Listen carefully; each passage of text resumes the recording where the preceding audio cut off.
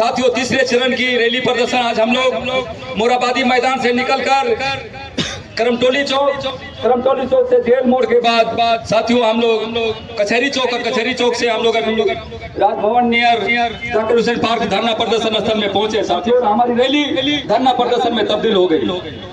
साथियों, ये हमें रैली प्रदर्शन क्यों निकालनी पड़ रही है राष्ट्रीय स्तर पर? साथियों, आज 667 जिला में भारत मुक्ति मोर्चा के राष्ट्रीय नेतृत्व वामन मेश्राम साहब के नेतृत्व में साथियों 667 जिला में एक साथ रैली प्रदर्शन हो रही है।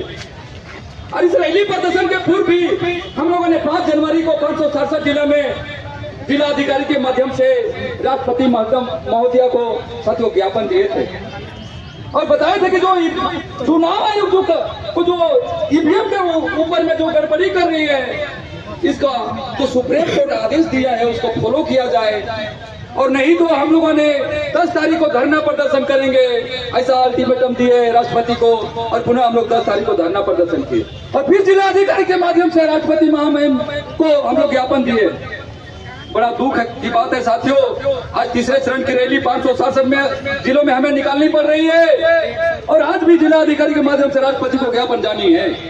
इसके बाद भी अगर चुनाव आयोग, देश की सरकार, राष्ट्रपति महोदया और प्रधानमंत्री, केंद्र सरकार अगर इस पर निर्णय नहीं लेती है, ठोस निर्णय नहीं लेती है, क्योंकि चुनाव आयोग के ऊपर में जो सुप्रीम कोर्ट का जो फैसला है उसको ही साथियों अमल करने की बात हम लोग कर रहे हैं। उसी की चर्चा करके साथियों आप लोग कुछ बातें बताना चाहते हैं, हमारे भोले भाले साथियों को बताना चाहते हैं, हमारे पढ़ने के छात्र छात्रा महिलाओं को और साथियों अन्य लोग भी हमारी जहां तक आवाज जा रही है उनको बताना चाहते हैं कि देश में ईवीएम कैसे आया।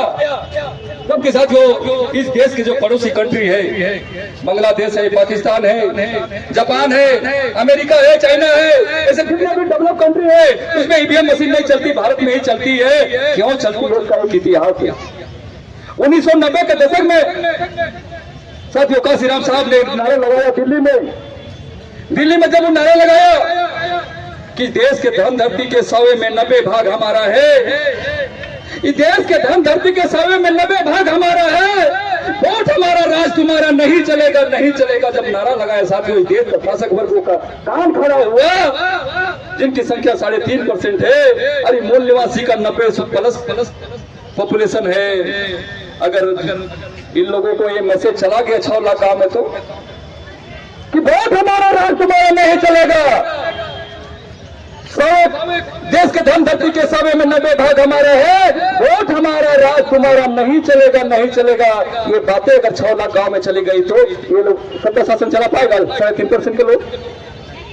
तो साथियों 2004 में कांग्रेस सरकार ने ईवीएम मशीन लाई, पूरे देश में लागू किया ईवीएम मशीन। 4 में कांग्रेस जीता, फिर पुनः उन्हीं ईवीएम मशीन से 9 में जीता। और साथियों बीजेपी वाला को बड़ी दुख लगा, कांग्रेस का ही अपना भाई जो है, जो पोता है, जो बनाया हुआ बीजेपी है, पार्टी है, उस बीजेपी को, आरएसएस को बड़ी दुख लगा। तो साथियों इसका जीवन नरसिम्हा राव सुब्रमण्य स्वामी ने विदेशों में गया और ईवीएम के सारे डाटा लेकर के आया और किताब भी लिखा। जीवन नरसिम्हा सुब्रमण्य स्वामी ने ईवीएम के ऊपर किताब भी लिखा जो बाजार में है, लोग पढ़ सकते हैं। तो संदेह शंका है, प्रशासन के लोग सुन रहे हैं, पुलिस के लोग सुन रहे हैं, आईपी के लोग सुन रहे हैं। साथियों आप लोग जानकारी ले सकते हैं।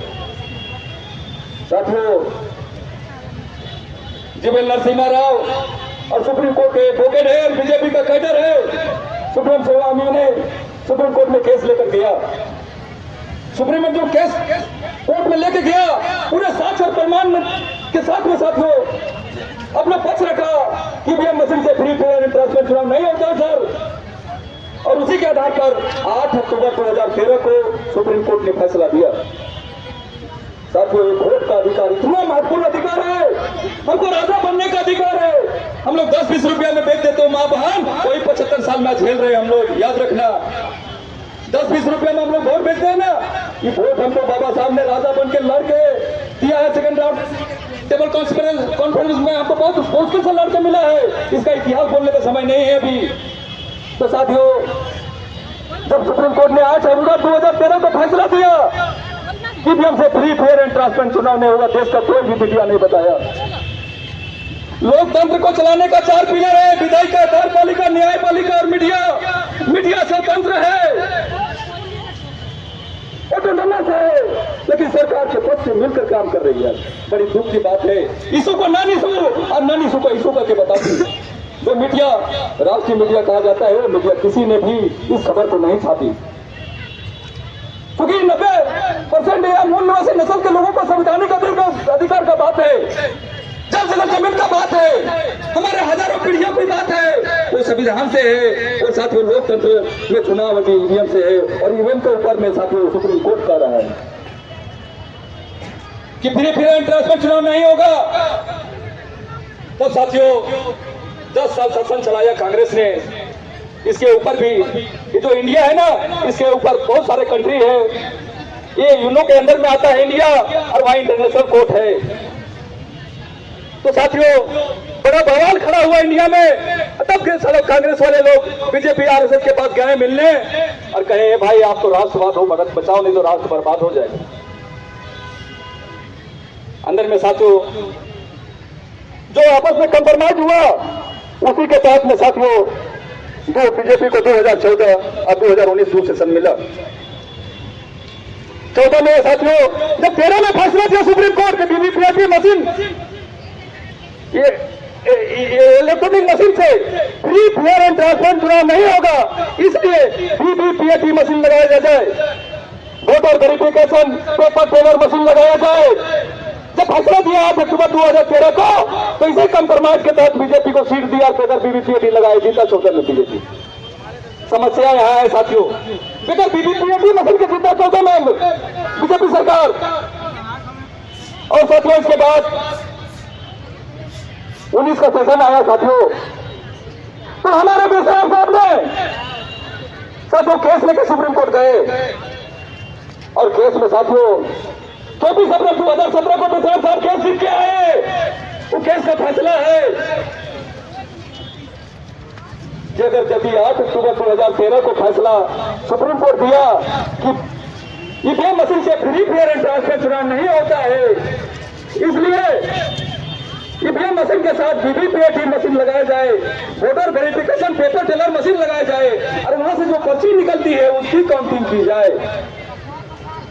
लेकिन साथियों कंप्रोमाइज हुआ था 14 में, बगैर वीवीपीएटी लगाए मोदी ने सरकार बनाई, बीजेपी ने बनाई, आरएसएस ने बनाई, भाजपा ने बनाई। उसके बाद साथियों 24 जब 17 अगस्त 2013 को सॉरी 24 अगस्त 2013 को साथियों बेसराम साहब ने साथियों एक केस पुनः जीते कि जब फैसला है 8 अक्टूबर 2013 को, तो चुनाव आयोग बगैर वीवीपीएटी मशीन लगाए और वीवीपीएटी के अनुसार 100% पर्ची के काउंटिंग की फैसला है, तो आप क्यों नहीं कर रहे हो। तब साथियों जब 24 अप्रैल 2017 को पुनः फैसला आया सुप्रीम कोर्ट से, तब साथियों बीजेपी के पास बड़ा दिक्कत हो गया कि साला 2 सेशन का फैसला हुआ है, हम लोग के बीच में 2 सेशन का जो फैसला हुआ है कि 2004 और 9 कांग्रेस किया घोटाला, तो साथियों 2014 और 19 हम करेंगे। लेकिन जैसे ही बेसराम साहब 24 अप्रैल 2017 को केस जीते कि 100% पर्ची की काउंटिंग होनी चाहिए, सुप्रीम कोर्ट ने फैसला दिया, तब साथियों इतना खतरनाक इतिहास है भारत का, सुन के आप लोग परेशान हो जाओगे। तब साथियों बीजेपी वाले कांग्रेस से मिले, जब कांग्रेस से मिले तो साथियों कांग्रेस के अभिषेक मनु संघवी जो सुप्रीम कोर्ट का लॉयर है और कांग्रेस का लीडर है, इन्होंने हमारे 20 पार्टियों क्षेत्रीय पार्टियों को लेकर के और सुप्रीम कोर्ट में केस किया। बड़ा ध्यान से सुनिएगा साथियों, और केस दायर किया अभिषेक मनु संघवी की 50% काउंटिंग होना चाहिए। सुनिए ध्यान से साथियों, सुप्रीम कोर्ट कह रहा है कि 100% पर्ची की काउंटिंग होनी चाहिए, और अभिषेक मनु संघवी जो कांग्रेस का लीडर है, कैडर है और सुप्रीम कोर्ट का लॉयर केस लेके किया क्या 50% काउंटिंग होनी चाहिए। अरे मैं कहना चाहता हूँ क्या अभिषेक मनु संघवी का गणित इतने कच्चा है? नहीं भाई साथियों, ये जो ब्राह्मणों की 5-5 पार्टियां है, जिसकी जो आपसी समझौता से जो हम लोग का जो खेल करके हम लोग के संविधान लोकतंत्र का हत्या कर रहा है, हमारे हजारों पीढ़ियों का जो बर्बाद करने वाला है, इस देश में जो तमाम मौलिक अधिकार संविधान से जो मिला है हम तमाम एसटी माइनॉरिटी को, उसको साथियों उसका सवाल है, उस पर सवालिया निशान खड़ा कर दिया। हमारे हजारों पीढ़ियों की सवाल है, हमारे हजारों पीढ़ियों को चिंता है, हमारे हजारों आने वाली पीढ़ियां बर्बाद हो जाएंगे। हमारे नस्ल और फसल की लड़ाई है, हमारे लोकतंत्र की लड़ाई है, हमारे संविधान की लड़ाई है। साथियों ये लड़ाई हम लोग को 6 लाख गांव में पहुंचाना पड़ेगा।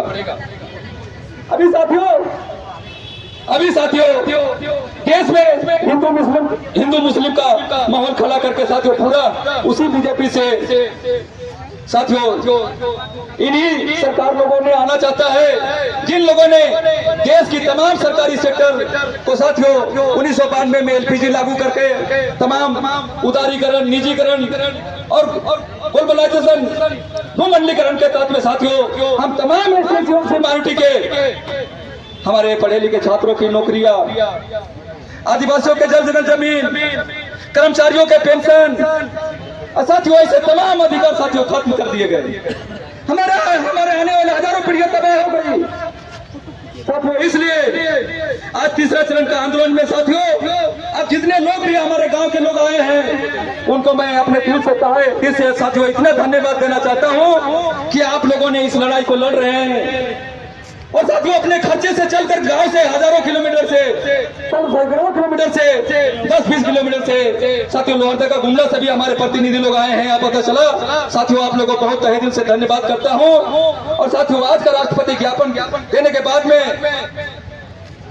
साथियों इस चौथे चरण की लड़ाई वामन मेश्राम के नेतृत्व में जो भारत मुक्ति मोर्चा के राष्ट्रीय अध्यक्ष है साथियों 31 जनवरी को दिल्ली चुनाव आयोग को साथियों 2 लाख का मोर्चा लेकर के जाना है।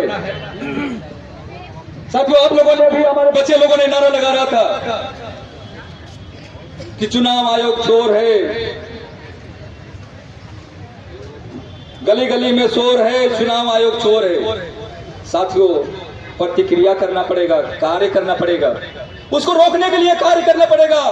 और वामन मेश्राम ने साथियों चौथा चरण का आंदोलन निर्धारित करके रखा है 31 जनवरी दिल्ली को 2-4 लाख लोगों को लेकर के साथियों मोर्चा निकालनी है। उस मोर्चा में साथियों आप जहां से भी लोग आए हैं साथियों, बहुत सारी वक्ता है, मैं उनको भी और हमारे राष्ट्रीय नेतृत्व कोई आने वाले हैं, आ गए तो कोई मैसेज देंगे हमको।